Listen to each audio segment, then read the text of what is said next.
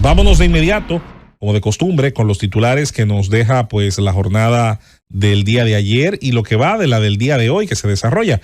En los titulares de este viernes, el presidente Luis Abinader llegó a la República Dominicana en horas de la noche de ayer, tras haber participado en el 79º periodo de sesiones de la Asamblea General de las Naciones Unidas que tienen sede en la ciudad de Nueva York. La oposición política se retiró de la comisión que estudia modificación de la Constitución. Dice que ni siquiera el PRM se pone de acuerdo, por lo tanto hay debate, no comprendemos. De acuerdo a los representantes de ambas cámaras, no existe consenso respecto a las discusiones que ha presentado el Partido Revolucionario Moderno. Bueno, pues ese es un momento donde todo lo contrario, de verdad, mis amigos de la oposición, donde más deben brillar por sus ideas y por sus posturas. Pero ¿verdad? Cada quien como lo entiende, ¿no? Román Jaques Liranzo, el presidente de la Junta Central Electoral, oficializó sus aspiraciones para continuar 4 años más como presidente del órgano electoral.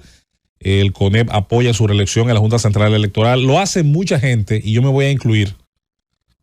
Apoyo también la idea. Ojalá pueda Román Jaques Liranzo permanecer un tiempo más, el que la ley permita, al frente del organismo electoral, el que pueda permitirle seguir ayudando a generar la institucionalidad necesaria en la Junta Central Electoral y a seguir siendo una institución al servicio de los mejores intereses de registro civil y también de preparación y administración de procesos electorales para los dominicanos.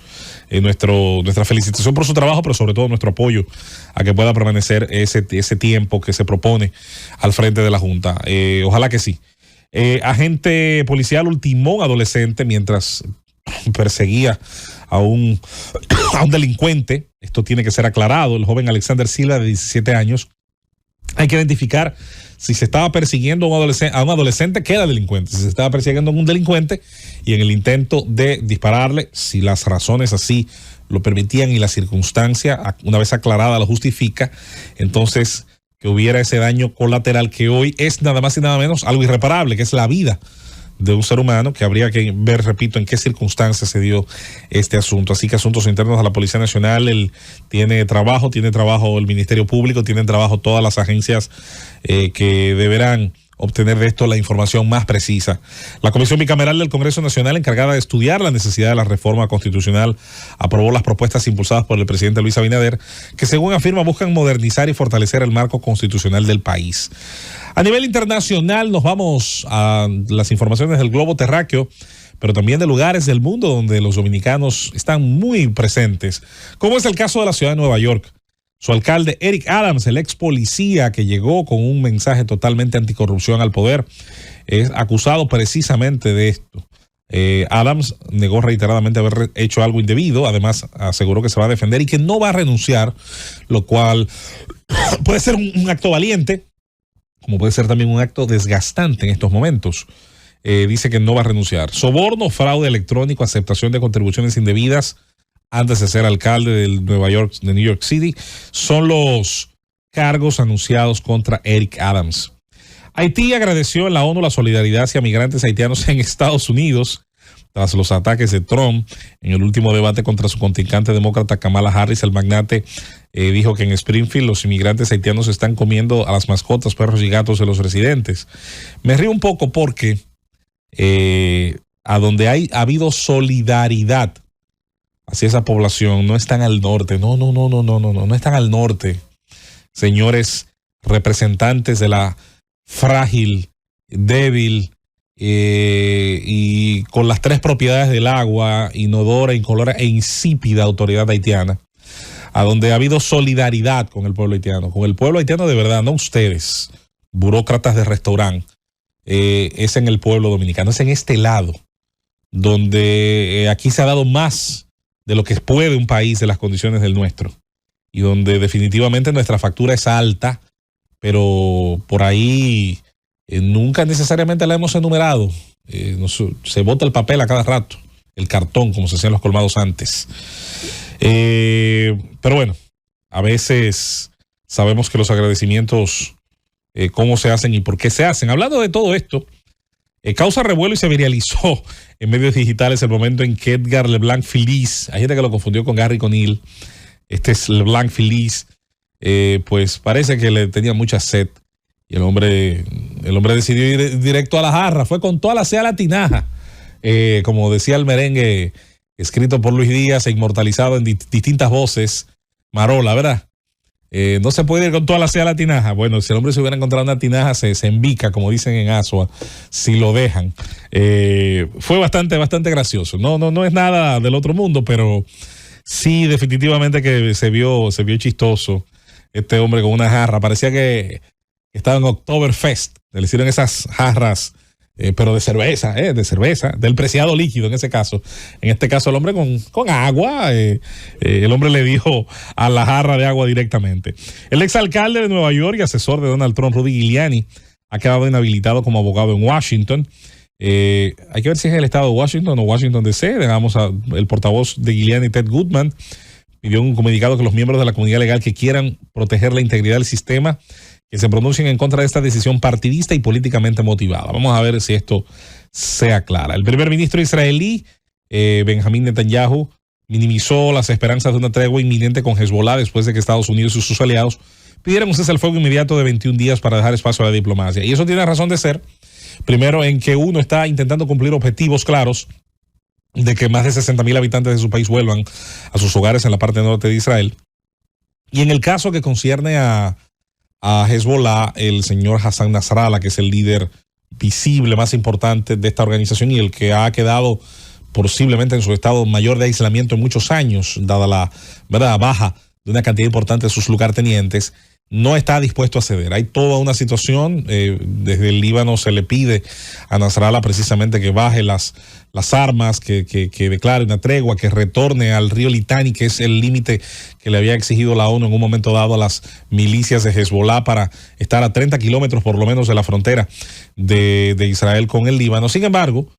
no hay por el momento de ningún lado ni de otro. Es igual en el caso de Hamas. Yahya Sinwar no acepta las últimas condiciones que se le han impuesto de un cese al fuego y por lo tanto eso lo va a aprovechar Israel para seguir logrando objetivos de eliminar cabezas visibles y de seguir alejando de sus fronteras capacidad de fuego, que es la capacidad, como hemos visto, de lanzar y de seguir lanzando misiles de mediano y de largo alcance, y eso incluye ver hace apenas unos 2 días, un día y algo, ver lanzar un misil de importante capacidad hacia Tel Aviv, que es la capital en términos comerciales y de actividad de Israel, aunque su capital es Jerusalén. En el caso que concierne pues a estas organizaciones, mantienen una capacidad importante operativa.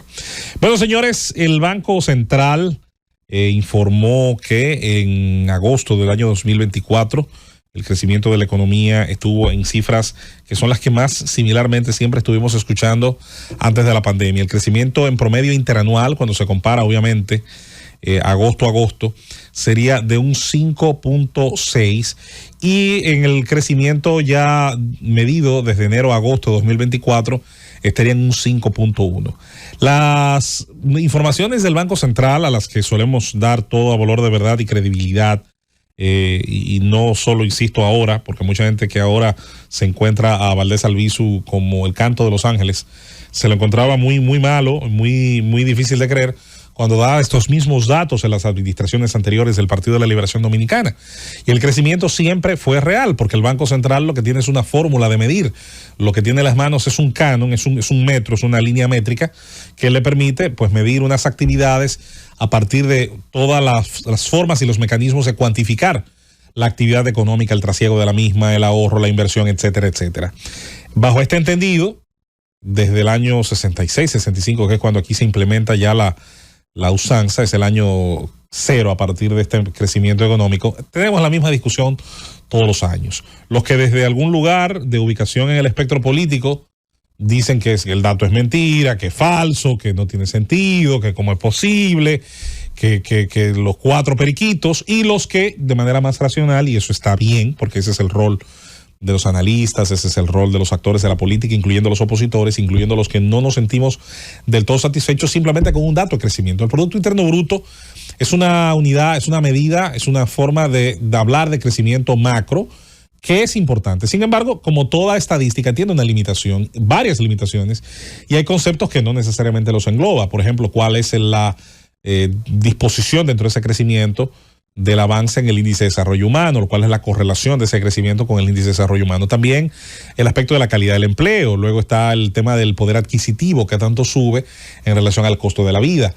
cómo puede, si ese poder adquisitivo se eleva o se mantiene estable, sobre todo con un índice de precios al consumidor que pueda generar estabilidad, y esta estabilidad se puede generar a partir de un mercado lo más abierto posible, sin barreras de entrada a nuevos competidores, con áreas del comercio que se renueven, que se integren nuevos actores de producción, que haya una mejor capacidad de competir en muy distintos rubros del mercado, el servicio, el retail, de todo aquello. Bueno, esa economía pues va a poder satisfacer a sus consumidores. Luego están todos los temas relacionados a cómo se traslada una gran parte de ese movimiento económico a través del pago de tributos, impuestos y tasas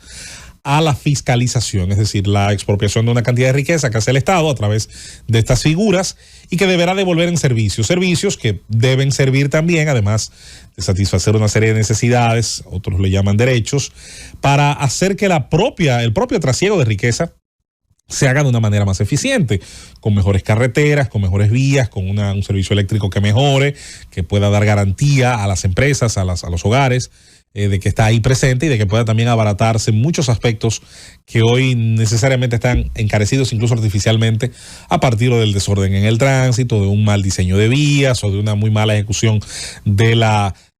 logística, de cómo pueden llegar materias primas a lugares donde se transforman o productos que directamente van hacia la exportación. Todo esto forma parte de un rompecabezas importante cuando se gobierna un país, y lo saben los que lo han gobernado por muchos años.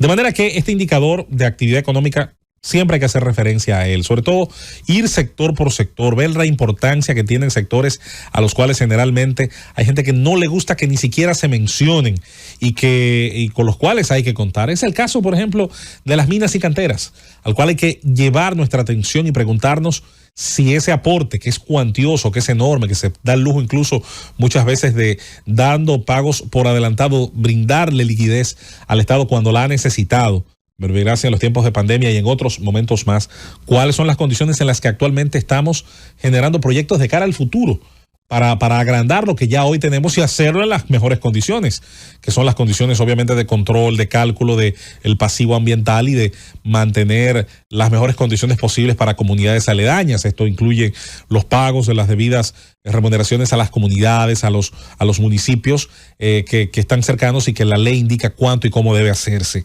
Los demás sectores de la manufactura local, la construcción que debe relanzarse, que debe encontrar un punto de equilibrio después de retroceder bastante por aspectos de inflación y que está en un punto de mira, sobre todo cuando hablamos del tema migratorio. Es precisamente por temas como el de construcción y el agropecuario que cuando hablamos de llevar a cabo las políticas necesarias de migración se tiene que encontrar el punto donde se cumpla la ley y donde dentro del cumplimiento de la ley pueda el aspecto económico dominicano hasta donde se pueda y congenie con los intereses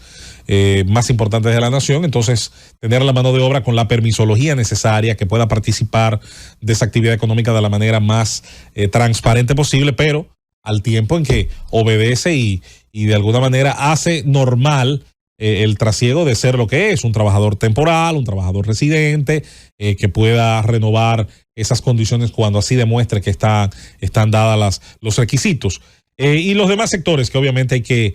pensar en cada uno de ellos, cómo son afectados con la llegada de nuevas normativas. Viene una reforma fiscal que tendrá que ser muy equilibrada y que yo insisto, ojalá se pareciera al espíritu de la reforma que hace décadas tuvimos, más que nada de liberalizar, de simplificar, y para eso creo que el Estado está haciendo un intento de demostrar una voluntad de, si no abaratar completamente el gasto público, al menos frizarlo en unas cifras donde su crecimiento no siga siendo desbocado y sin sentido, sobre todo sabiendo que son los dominicanos, los contribuyentes, las personas físicas y jurídicas que participan en esa economía, las que sostienen con la riqueza que generan de sus impuestos, el costo de todo ese engranaje estatal, ya sea a partir de sus impuestos directos o a partir de los impuestos que pagan el servicio de la deuda. Salir de la cultura del déficit sin fin, porque puede haber un déficit controlado, puede haber un déficit siempre buscando la disminución del mismo, buscando una mejor correlación entre lo que nuestra economía genera, lo que se fiscaliza de ella y lo que gasta el Estado dominicano. Queremos también hacer mención de estas tasas de crecimiento, sobre todo porque mientras la República Dominicana pues pueda dar estos síntomas de crecimiento, pueda resolver sus problemas en paz, pueda respetar los resultados electorales, pero estos también puedan ser claros y puedan estar acompañados de toda la documentación necesaria, como ha sido el caso Pienso. Entonces estamos hablando de una estabilidad en términos políticos, en términos electorales, que también se transfiere al segmento económico. Y digo esto porque si bien hay mucho por mejorar, sobre todo en nuestro Estado de Derecho, en nuestros tribunales, en nuestras cortes, el resultado que se generan a partir de los procesos que allí están, del control y del seguimiento también, ¿por qué no?, a todas las partes de ese proceso judicial, Ministerio Público, jueces, todos los actores que forman parte de él, además de continuar y mantener un proceso de reforma policial que será largo y que nos tomará generaciones, pero que había que empezar por algún lado hasta que lleguemos al objetivo final y por lo menos miremos hacia atrás y digamos que estamos más cerca que como estábamos hace algunos años. Todo eso forma parte de la fórmula necesaria, de la receta necesaria para que un país pueda seguir siendo calificado como un destino apropiado de inversión directa, de turismo, de la opción de mucha gente elegir traer su capital y por qué no incluso su proyecto de vida de manera legal a la República Dominicana. Estos datos de crecimiento, obviamente, ¿por qué no?, pueden ser desmenuzados, discutidos. Insistimos siempre en tratar de encontrar la correlación entre la mejoría de la calidad de vida del dominicano, sobre todo el más vulnerable, que es la parte más difícil generalmente de hacer ver de ese crecimiento. Pero siempre es mejor crecer independientemente de esos efectos estructurales y no tener ningún decrecimiento en nombre, en pos de ningún tipo de discurso, a veces de redistribución o de revolución. Queremos con esto dar inicio a este viernes 27 de septiembre del año 2024, ir a la pausa y cuando retornemos de la misma, a entrar de lleno con la ronda de comentarios de nuestros compañeros del Gobierno de la Mañana y la Z101. Llévatelo, Cundo. Es el gobierno.